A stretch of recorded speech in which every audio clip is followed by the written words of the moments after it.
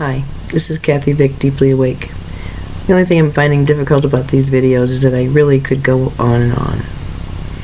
And I only want to say about 4 minutes on my friend, sleep.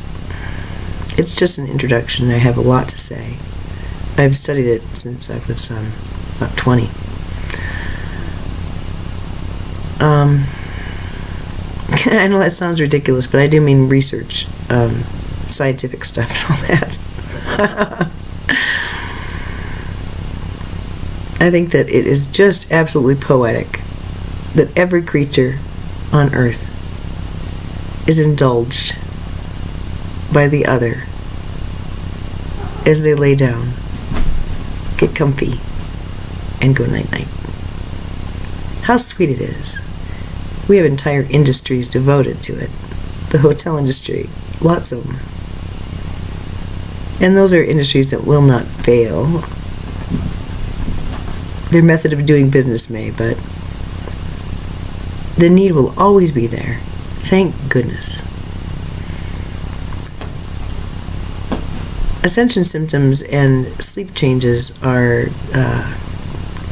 boy, you can learn a lot looking at the web. There is so much to learn. There's a sleep pattern that begins early in the ascension process, that of the triad, where you go to sleep, you wake up, you go back to sleep, you wake up, you go back to sleep, then you're done.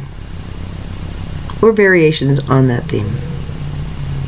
Often we're awakened between 2 and 4 and urged to look at the clock.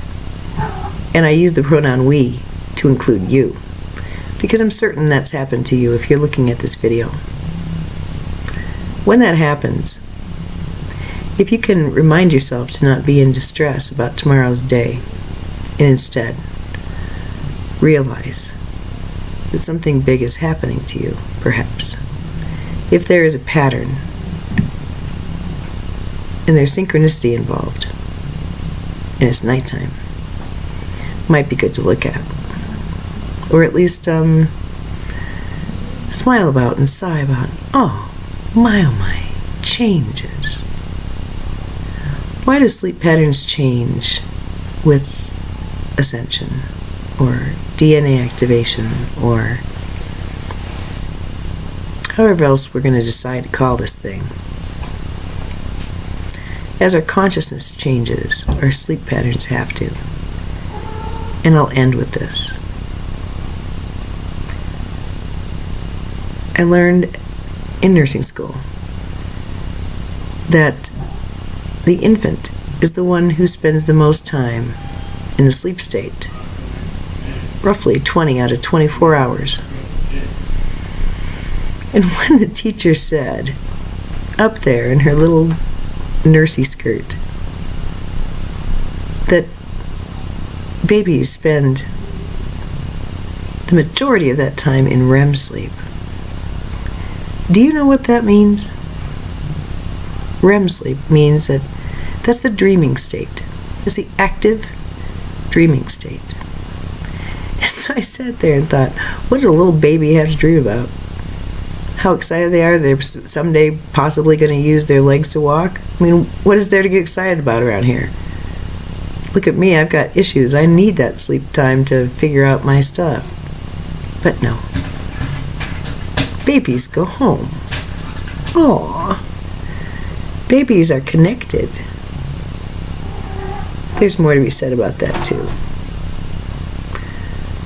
But suffice it to say, I think it's evidence, it's hard evidence, that magic is afoot. Not when the mood hits, not when you've done good works, but every single day, right along 9, 10 o'clock at night. It's our way of connecting back to what's true and real and familiar. And I think it's then that we meet,